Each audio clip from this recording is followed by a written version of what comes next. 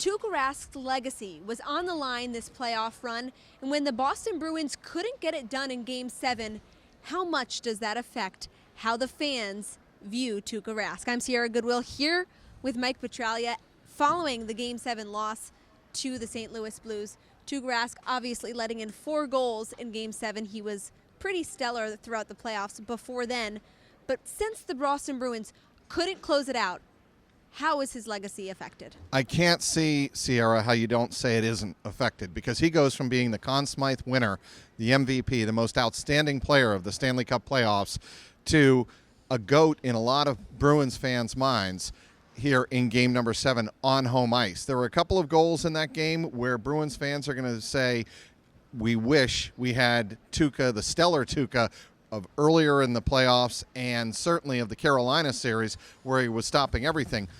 Namely, the first goal of the game was a 5-hole goal. He didn't track the puck. It was off the stick of Ryan O'Reilly, the Conn Smythe winner, and he let it go 5-hole, and that's a no-no. And when that happened, there was some air that went out of the building, especially after the Bruins put on that push early in the first period, just like they did in Game 5. And then the second goal, look, that was a breakdown, a team breakdown with about 15 seconds to go in the first period.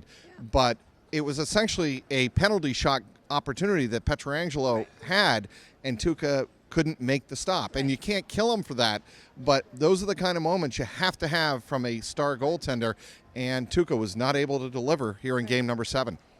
Throughout this whole playoff run, Rask, his goal, I don't know about his goal, but how the media portrayed his goal to be was putting all the haters to shame, having his David Price moment, his redemption story. Absolutely. Where no one could no longer criticize whether or not he was a top-notch goaltender.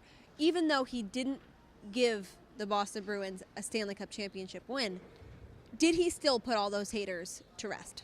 I don't think so, because I think a lot of the haters, again, Sierra, are going to come back to the first period when they needed him to stop more than 2 of 4 shots. Right. He only faced 4 shots, and after the game, Tuukka Rask told me it was a nightmare of a situation for me to head into that second period down 2-0, because I knew I had only faced 4 shots and allowed 2 of them in, whereas obviously Jordan Binnington was standing on his head, and he had stopped all 13 shots in that first period barrage by the Bruins.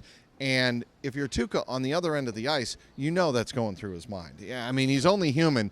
And after the game, he said, look, I couldn't do anything to really get myself more involved in the game because that's not the way the game was flowing. And this segment is brought to you by betonline.ag. Head to clnsmedia.com/win.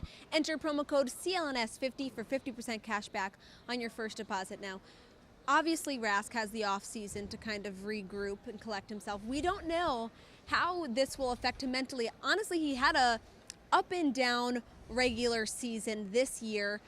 Played about half of the games, right, but then really shined throughout the postseason until then. And he came on strong late in the regular season to kind of get into a groove. Yes, absolutely. So how does this affect Tuukka Rask moving forward? I think he'll be fine. I mean, the history that you have, obviously, unfortunately for the Bruins fans, is Game 6 in 2013, where obviously the Blackhawks scored 17 seconds apart to turn a 2-1 deficit into a 3-2 cup clinching victory here on this very same Garden ice. And Tuukka bounced back very well after that.